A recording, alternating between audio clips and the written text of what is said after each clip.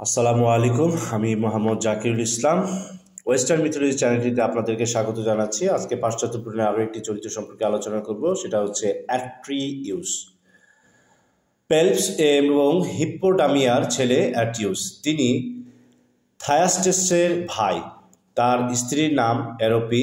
নববিবাহিত স্ত্রী এরোপি স্বামীর ভাই থায়াস্টাসের প্রেমে পড়েন এবং সোনালী লোমের ভেড়াটি নিজের স্বামীর ঘর থেকে চুরি করে প্রেমিককে দেন।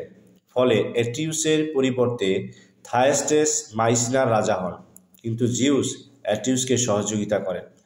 জিউসের পরামর্শে তিনি থায়াস্টাসের কাছ থেকে একটি প্রতিশ্রুতি আদায় করেন যে সেদিনের সূর্য যদি পূর্ব দিকে অস্তমিত যায় তাহলে তিনি সিংহাসনের দাবি ছাড়বেন। তারপর জিউস প্রকৃতির নিয়ম একদিনের জন্য পাল্টে দেন এবং হেলিয়াসকে নির্দেশ দেন যেন সেদিনের গতিপথ পরিবর্তন করে পূর্ব দিকে শেষ করেন। ফলে পৃথিবীতে প্রথম ও শেষবারের মতো সূর্য পূর্ব দিকে অস্তমিত হয়। এইভাবে থায়োস্টাসের হাত থেকে সিংহাসন অ্যাট্রিউস উদ্ধার করেন। অ্যাট্রিউস এবং অ্যারোপির 3 সন্তানের মধ্যে আগামেমনন ও ম্যানিউলাস উল্লেখযোগ্য।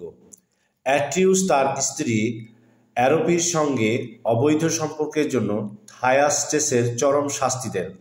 নিয়ন্ত্রণের কথা বলে তাকে রাজপ্রাসাদে ডেকে খাওয়ার টেবিলে 3 ছেলের মাংস পরিবেশন করেন। থায়াস্টেস না জেনে সেই মাংস দিয়ে অতি তৃপ্তির সঙ্গে আহার করেন। পরে তার মানসিক যন্ত্রণা বাড়ানোর জন্য অ্যাট্রিউস থায়াস্টেসের 3 ছেলের কর্তৃত্ব মুন্ডু তাকে উপহার দেন। ক্লান্ত ও ভারাক্রান্ত মন নিয়ে থায়াস্টেস অ্যাট্রিউসের সন্তানদের অভিশাপ দেন। অ্যাট্রিউস সাইকয়েনদের রাজকন্যা পেলোপিয়াকে তার তৃতীয় স্ত্রী হিসেবে গ্রহণ করেন, যদিও তিনি ততক্ষণে থায়াস্টেসের সন্তান ধারণ করেছেন। এই সন্তানের নাম হয় এজিস্থাস। অ্যাট্রিউস তাকে নিজ সন্তানের মতো লালন পালন করেন। পরবর্তী সময়ে এজিস্থাস থায়োস্টাসকে তার পিতা হিসেবে চিনতে পারেন এবং পিতার নির্দেশে তার পালক পিতা অ্যাট্রিউসকে হত্যা করেন।